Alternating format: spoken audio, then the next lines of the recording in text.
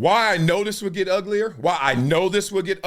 Because reading through that lawsuit, I can't prove everything, but some of those things absolutely, positively were true, were factual. Damn, Dak Prescott!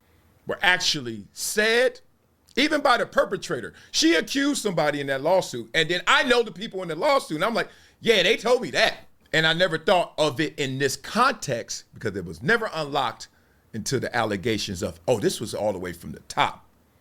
I was in the understanding that it was all just, host and host doing the most, talent and talent, showing who was more talented. Makeup artists and talent, same old, same old. Everywhere I've been, it's the same old, same old. I never heard that Charlie Dixon and Joy Taylor were sleeping together. But upon hearing that, I'm not gonna lie to y'all, it makes a lot of things make sense. It unlocks a lot for me. Sleeping with Emmanuel Acho, I've heard that before, multiple times.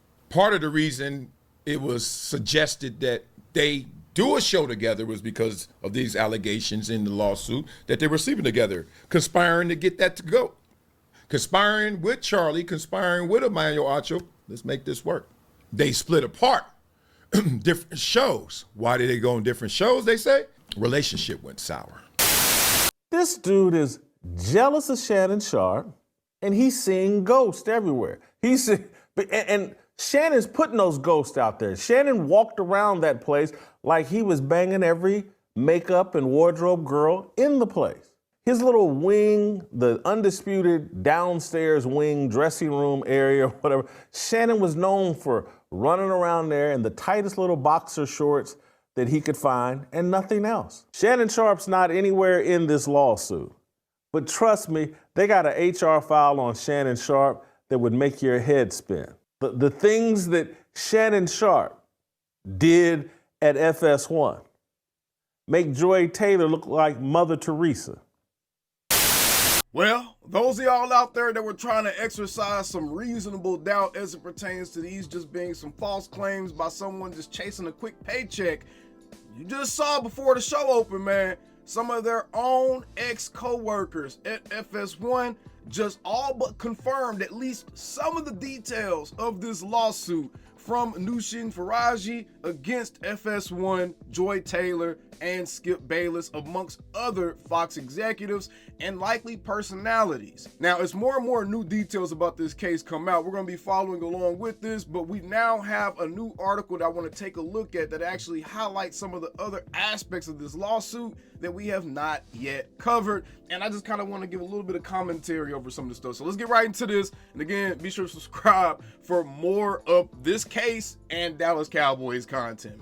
So first things first, we're gonna go ahead and jump into the rest of the details about this lawsuit. Some of this stuff we actually didn't discuss yet. So I want to cover some of this because it actually kind of changes the temperature of how we're looking at this suit. And we got to take it a little bit more seriously now because this is something that's been in the works for a while now, and more details have come out as far as the other side, the plaintiff's side of this case, and why they took so long to come out with it. I know there were some people in my comments, man, y'all were asking, oh, why she take so long? Why she stay working there? And that's something that a lot of people are going to ask, I guess fairly ask, but I mean, it's honestly pretty good reasons. But let's get right into this, man. First things first, Fox Sports has responded to these allegations. They put out a statement saying, quote, "We take these allegations seriously and have no further comment at this time given this pending litigation."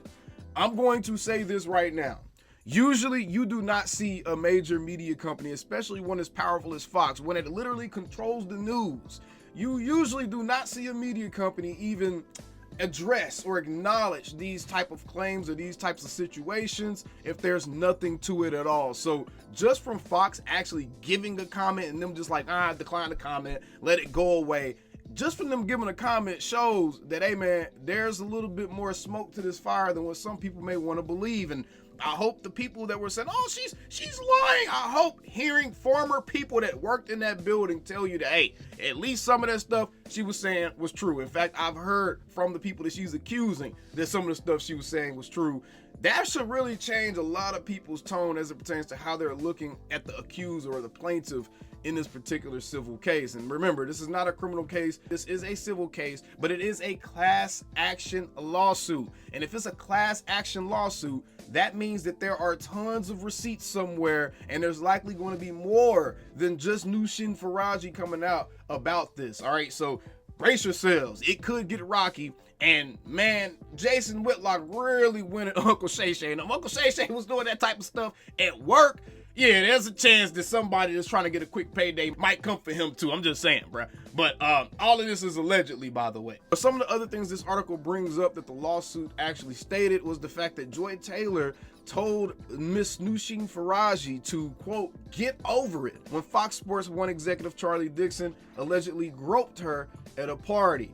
Taylor and Dixon did not immediately respond to requests for comment on Monday. That's because Joy Taylor was too busy trying to host this awkward ass episode of Speak, man. I don't know. Did y'all see Speak? I don't know if y'all see Speak, man, but Michael Irvin and Paul Pierce and Keyshawn, them boys are treating Joy like we still have the 6-foot rule in play, man. That man Keyshawn Johnson was up there just doing stuff, trying to gesture and keep himself busy, just keep from being so awkward. That man was throwing baseball pitches. It ain't even baseball season no more. So, hey man, that was super awkward to watch. And just watching both her and Ancho come on national television, knowing all the stuff going on around their names and seeing how their coworkers are kind of responding to them is almost like they don't want to be caught too close in frame with them because they may get some of the smut off on them. It's very interesting to watch. But the suit alleges that Faraji, who it says worked both on a part-time and full-time basis at Fox starting in 2012 until her firing in 2024, began working with Bayless in late 2016 while he was co-hosting the show Undisputed. After he requested she do his hair, Taylor was the moderator on the show. Soon after requesting weekly haircuts, Bayless began initiating unwanted touching in the form of lingering hugs in which he would put his body against Faraji's and press against her breasticles, according to the suit. That turned into kisses on the cheeks and inappropriate comments, including calling Faraji voluptuous, the lawsuit alleges. That man Skip is a demon, boy.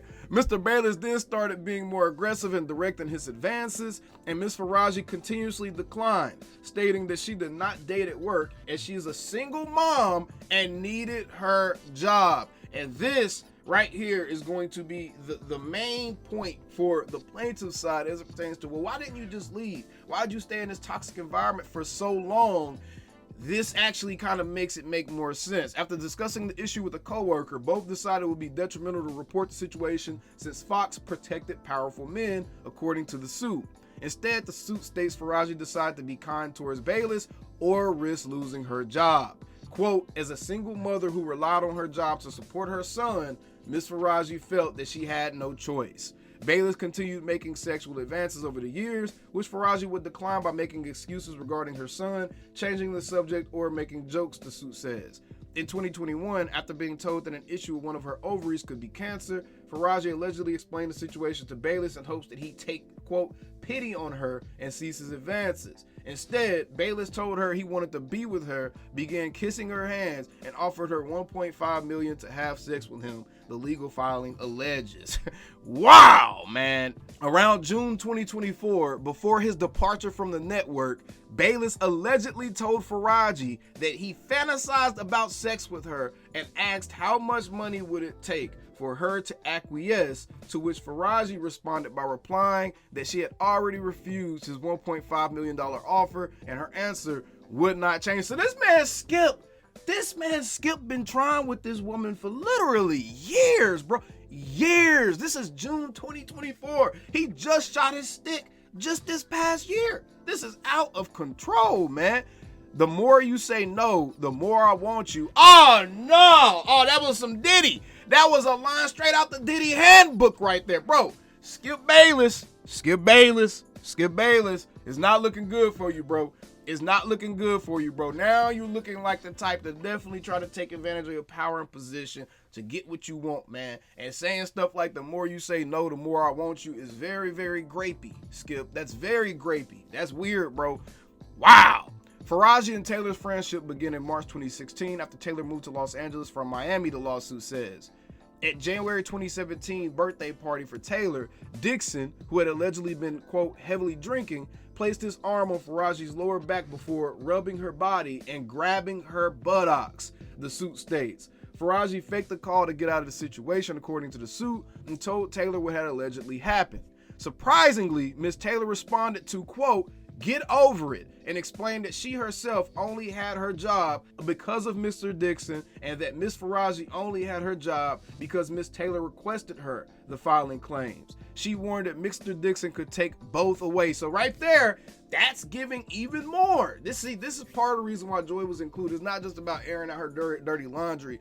This is kind of creating an environment of compliance. This is creating an environment of peer pressure, essentially, where you got people creating this situation or creating this perception that, hey, to get ahead out here, this is what you got to do, and you shouldn't have too much of an issue with it. This is the type of thing right here, man. This is called holding someone's job over their head, and this type of stuff. And anytime you're talking to somebody and they're telling you get over it, it's okay, it's normal. Hey, man, I can absolutely see how someone could feel, I guess, entrapped in this situation, especially you have a job. She's a hairdresser, y'all. It's not like she got some crazy credentials. She's a hairdresser that managed to get a job working in the makeup department at Fox Sports, y'all. So this is a pretty huge job for her. And I don't know about y'all, but great jobs just don't come around every single day. And if you feel like you reached a place in your career where it's something that's worth keeping, worth protecting, then you're not going to be chased away very easily. And she was smart to accumulate all these receipts over the years. And I'm sure she probably discussed this with a lawyer earlier on. And the lawyer might have told her, hey, just accumulate all the receipts you can for as long as you can until it's time to actually take them out. But I can see how the quote unquote victim, the alleged victim in this situation, could absolutely feel as if she was being pressured to accept the behavior that was going on around her, right? Another co-worker also advised Faraji to keep quiet, the suit alleges. At this point, Ms. Faraji seeks justice, the lawsuit states. She knows that Mr. Dixon used his position of power to coerce women into having sex with him and used it as a justification to grope Ms. Faraji. Wow. The lawsuit also alleges a hostile work environment on the basis of sex, race, or national origin, and disability, as well as negligence, retaliation, and wrongful termination. The suit alleges Faraji and Taylor's friendship ended in late 2021, after which Taylor began insulting the plaintiff, who is of Iranian descent, on a personal and professional level. In 2023, Taylor began openly mocking Ms. Faraji's English and complaining about her humming, a coping mechanism for Faraji's post-traumatic stress disorder, the suit states. Faraji was fired shortly after Bayless left the network and given a false pretext for her termination, according to the suit. Despite Ms. Faraji being an excellent hairdresser and continuously being requested by talent, she was shrunken down to how much she could appease Mr. Bayless, and once Mr. Bayless was gone, so was her job, the lawsuit says. Bayless left Fox Sports last year and currently hosts the Skip Bayless Show podcast. Taylor currently hosts the FS1 show Speak. The plaintiff is seeking equitable damages, compensatory damages, emotional damages, punitive damages, and attorney's fees through a jury trial. The suit also includes class action allegations and claims Fox employees were not paid for all of their hours worked, compensated for overtime, or reimbursed for business expenses. All right, and that's where the class action allegation part comes from. And just with the rest of this information, it wasn't a whole lot of new information there, but there were some new nuggets that we really didn't hear the first time around. Just based off of this information, bruh, I'm gonna tell you right now, it sounds like to me this person might have a case on their hand. And when you got dates, times, specific situations, it sounds like there may be text messages that the plaintiff has. It sounds like there's other witnesses involved, and apparently she went to HR, and there are HR filings about different situations that happen. Yeah, man, hey, this is going to get a lot messier before it gets any more cleared up. And that's where this case is right now. And again, I'm going to hold off all judgments or all grand proclamations until the end of the case. And this thing has been tried in a court of law. Again, this is a civil case, and no one's up for any criminal charges, I don't believe. So there's that. But yeah, man, Skip Bayless, the Fox executives, Mr. Charlie Dixon, and Joy, for kind of being a handler in a sense. She's kind of acting as a handler, allegedly. She's playing the role of a handler in this whole thing. So this is just getting very, very messy, and I suspect we're going to see more and more people's names come out, and there may be more people that come forward from this case and kind of join in on this, since someone's finally been brave enough to kind of go against the machine here. And it sounds like this Faraji lady has some info, has some receipts that's going to help her case. Otherwise, I don't think we would have seen it get this far. I don't think we would have saw this get this far. And when you look at the actual lawsuit, it's a 42-page lawsuit. When you look at the actual lawsuit, there's just honestly, a lot of credibility that can be found within the lawsuit. So we'll see how it plays out. Now we just read a little bit more details of the lawsuit, and we'll just keep up with this. So be sure to subscribe if you want to keep up with this saga. And I'm sure this is going to be a nice little side piece of entertainment for us throughout this offseason for the Dallas Cowboys. But either way, we stay same old Cowboys. And I see y'all calling me, texting me, paging me, asking me, am I still them boys? Y'all usually check on me. Listen. I'm still them boys. Hey! Woo! Oh, shut up, my boy. Hey! I'm still them boys.